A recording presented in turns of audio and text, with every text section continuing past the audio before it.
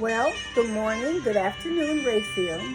Today is our cooking day, so I'm going to share with you some very nice appetizing dishes today.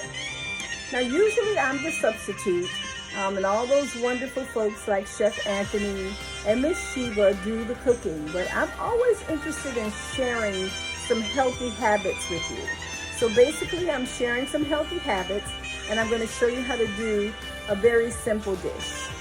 So first and foremost, I always want to talk about our healthy habits. At Rayfield, we pride ourselves on making sure that we are hydrated. And one of the things that we do every day is make sure that everybody has that bottle of water. Now, of course, we want to have more than one bottle of water, but we start with the one bottle of water while we're at Rayfield, and we're hoping that throughout the day that you drink more water in other places when you go home and that type of thing. We also provide 100% fruit juice with our meals, but water is a primary goal in staying hydrated every day. So I want to share with you a couple of the waters that I use to keep myself hydrated. Of course, we just have the regular bottle of water every day, and I usually try to add some type of flavor to it to help me get that water down. So this is the regular type of water, but there are different types of waters. This is also water. It's a lemon lime. It's a seltzer, but it's water. It's worth trying and worth trying to use as a way to hydrate yourself. Then there's always Perrier water. I love this one. And you guys usually see me drinking it as we walk around campus all the time. So that's another seltzer water, but it is water. Okay, and then there's the different type of flavored waters that we can use to hydrate ourselves. So let's stay cognizant, mindful of the fact that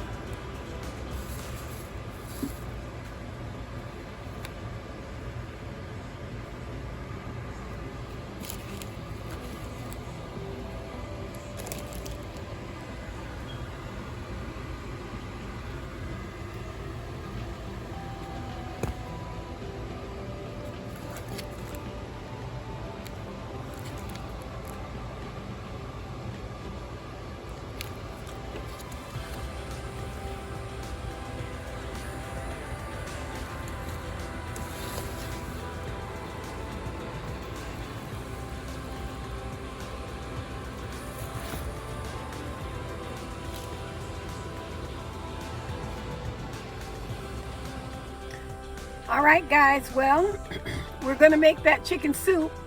We needed a few items from the store Mr. Anthony asked me to get.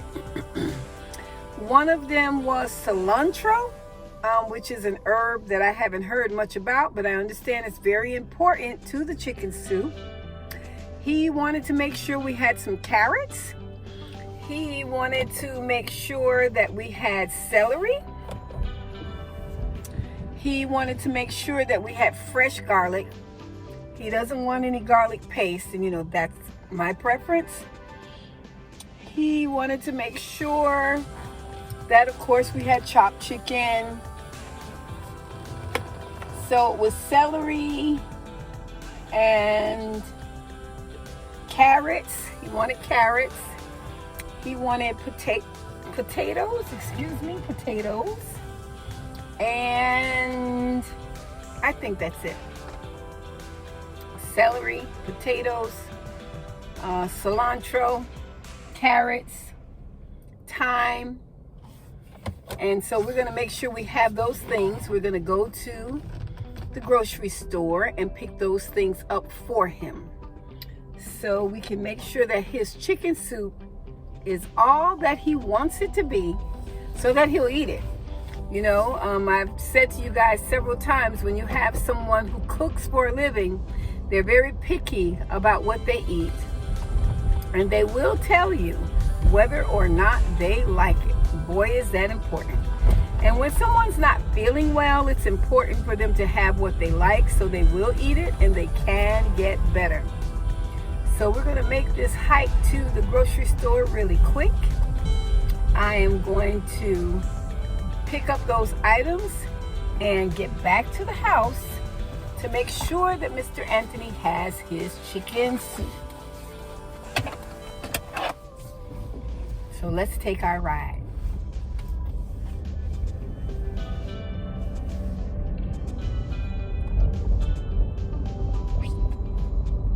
The other thing that kind of comes to mind while we're taking this trip to the store for items related to chicken soup is, I know that sometimes people like to eat saltine crackers with their chicken soup, or maybe a Ritz cracker with their chicken soup. And my mom likes rye bread, so she likes to toast her rye bread, and she uses that with her chicken soup. So it just depends on the person that you're trying to help. So say, for example, you're cooking this chicken soup for a neighbor. Your neighbor is not feeling well. Your best friend is not feeling well. And you're going to make a nice chicken soup for them. Well, the best thing to do is to ask them, you know, what would you like with your chicken soup? Is there something else that you would like? Or if you don't want to ask them because you're surprising them with the chicken soup, just simply make a selection of maybe a couple of crackers, the rye toast that I said to you from Mom, or just something that would go along with the chicken soup. I know in the Cuban Spanish culture that they like to take the bread, the long bread, and slice it into small pieces, and you put butter on it, and they eat that with their soups. And I know that in my culture, like I told you, my mom likes her rye bread with her soup. But in most cultures, everybody loves saltine crackers, and they eat that with their soup. So just depending on who you are making this soup for is what you will add to it to try and make it a whole meal and make sure that they get full from it. Make sure that it's satisfying and tasty. So, as I stated, I'm going to take this trip to the store. I'm going to make it really quick. And we are going to bring in those items. And we're going to start getting them prepared to cook. We're going to chop up everything. And we're going to prepare everything. And we're going to get it on the stove and get it going so that we can get it into Mr. Anthony's belly as quickly as possible. So I'll see you in a few minutes when I show you the items that I bought. Good afternoon, Rayfield. Got some surprises for you today. We're going to be making homemade chicken soup.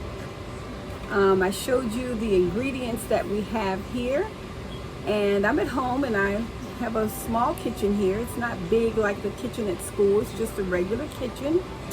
And I've lived here for a long time. I love this kitchen. This is one of my favorite places. And I'm going to share with you Mr. Anthony's recipe for homemade chicken soup. And you know that my mom is a cook also. And so, of course, between the two of them, I kind of consult with them to see how their recipes, move over a little bit, how their recipes blend, you know, how they're similar and how they're different. So one of the things that I'll share with you is Mr. Anthony likes to use a lot of thyme in many of the things that he cooks. And one of the things that he sent me to the store to get for this chicken soup, which is different from what we do, is called cilantro, C-U-L-A-N-T-R-O. And they're very wide leaves. See how the leaves are wide on the cilantro? He sent me to get that. He asked me to purchase some potatoes. And I have to tell you, he was not happy with the potatoes that I bought. He wanted big, huge, like Idaho potatoes. But I'm trying to do this really fast. So my mind said buy potatoes that I can just cut in half and put in the pot. So that's what I bought. And he already expressed his concern that these were not the potatoes that he would have bought.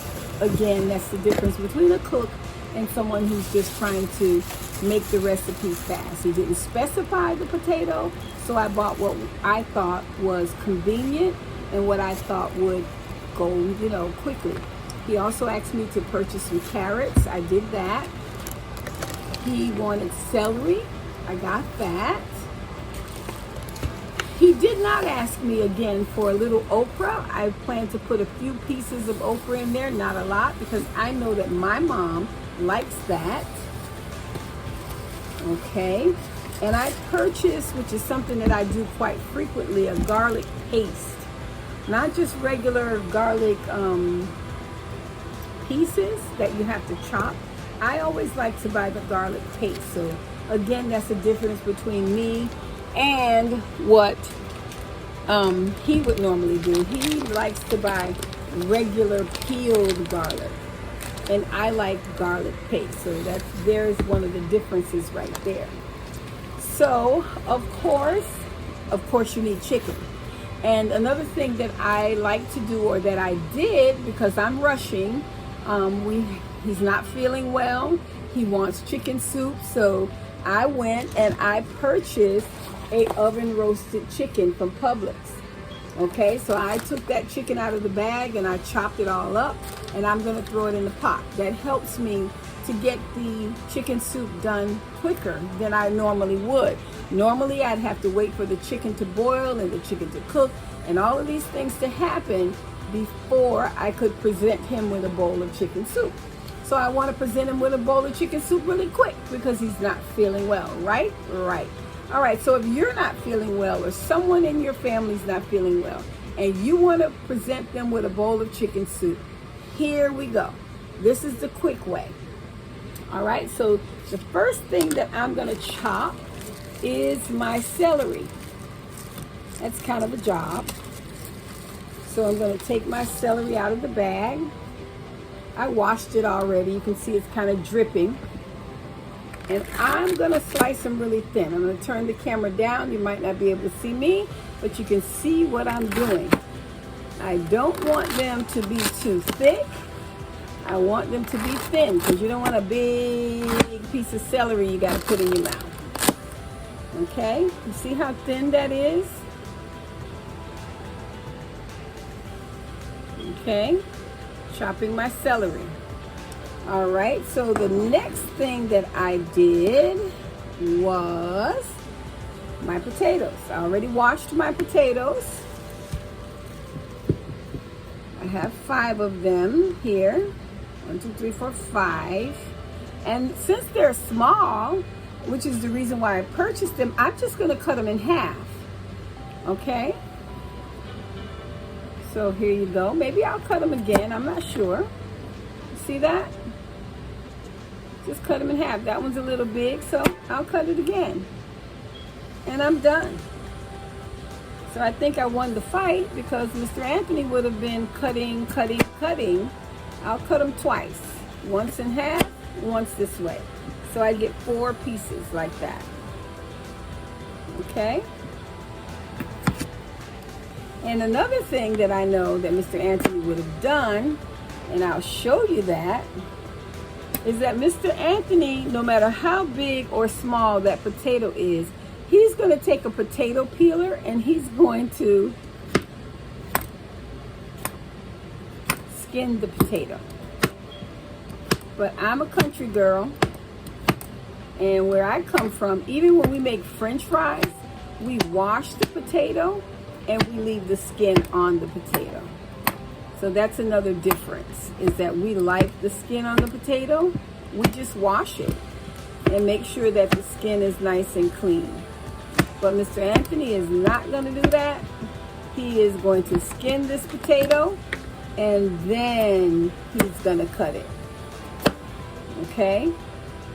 So you see how I skinned it first and then I cut it.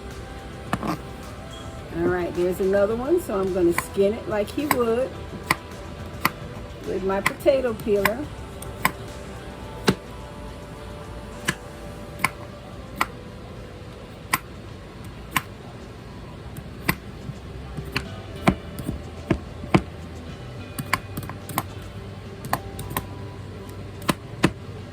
All clean. Hold on, a little bit more.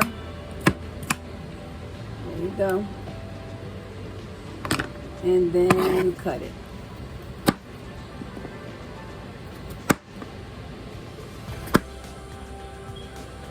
All right. So I cut all of my potatoes up. So far I've cut all those scraps from the potatoes out the way. So far I've cut my celery and my potatoes. All right, next I'm going to cut my carrot. So again, I'm going to take that potato peeler that Mr. Anthony had, and I'm going to skin that potato.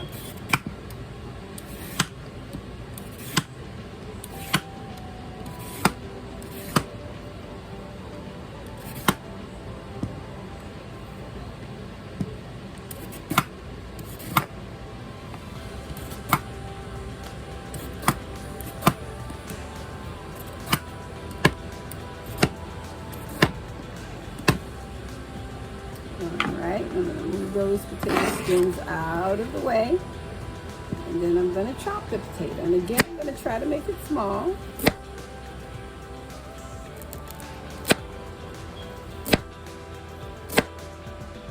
Not too big.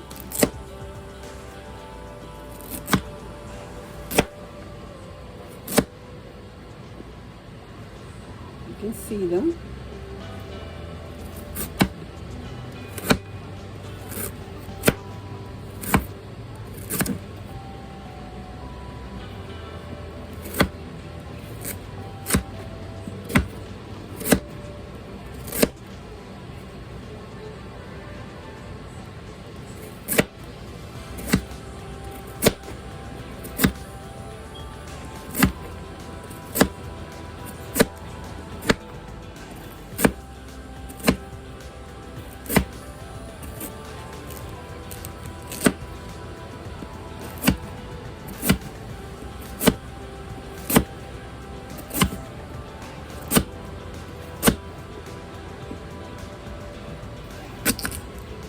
Alright, there are my beautiful carrots. Okay. So now I'm going to cut a couple of pieces of this okra. Because remember I told you that my mom likes okra. So I'm going to put just a few pieces, not a lot. Maybe 3.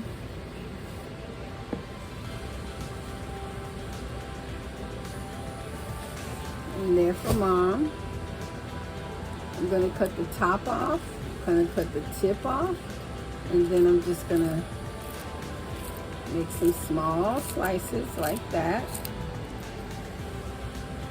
Tip, top, small slices. Tip, top, small slices. All right. show you guys what I got so far. So far I got my celery, my potatoes, and my few little pieces of onion, right? Okay. Now I will put in what Mr. Anthony called his cilantro. I'm going to chop that up. And I don't know what Mr. Anthony's doing. I think that he's asleep, but he's not. I'm going to ask him to come on and in for a second and consult with me after I have chopped up all this stuff. Those are those cilantro pieces that he asked me to get. So I'm going to chop those as well.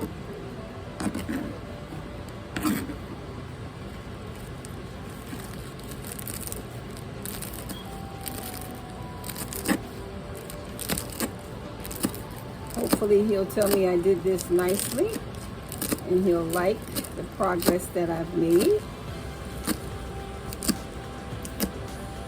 All right, so I chopped those for him.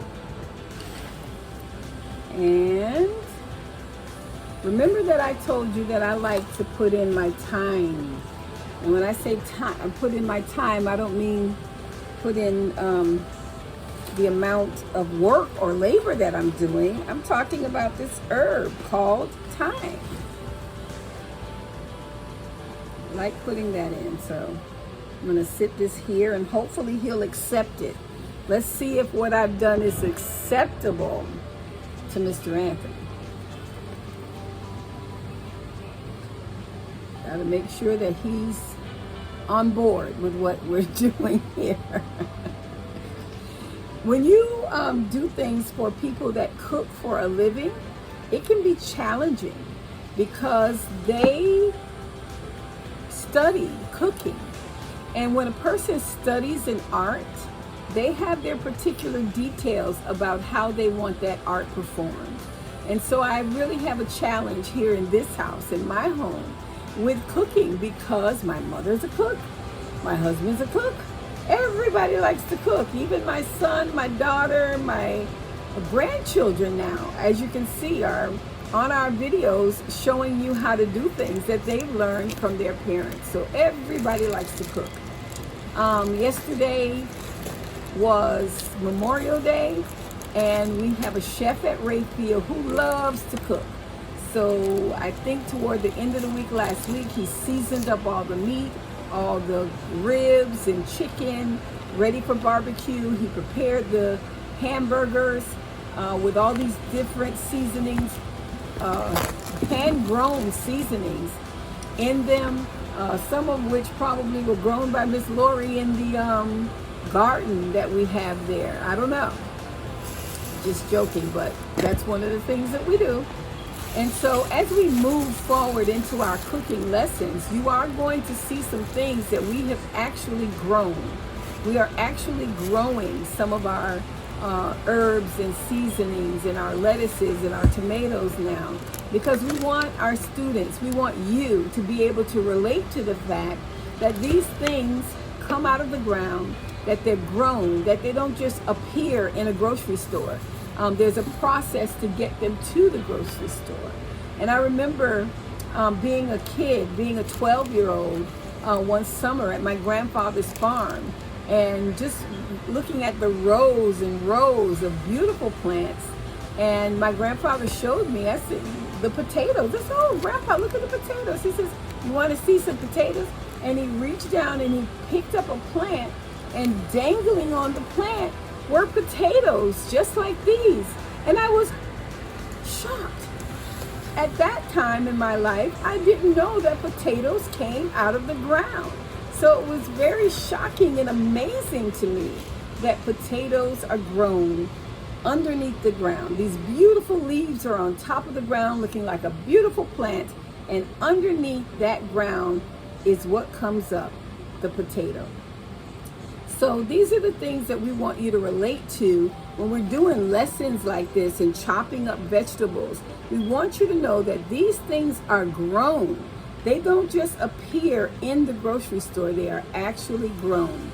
So I'm going to see if I can get Mr. Anthony to consult with me on this video for the chicken soup. These are the things that I've chopped up in preparation for the soup. I've chopped up everything except the chicken. Of course, the chicken has to go in. And I showed you that I've just purchased a rotisserie chicken from Publix so I can move this process along really quickly. So hold tight. Let's see where we're going.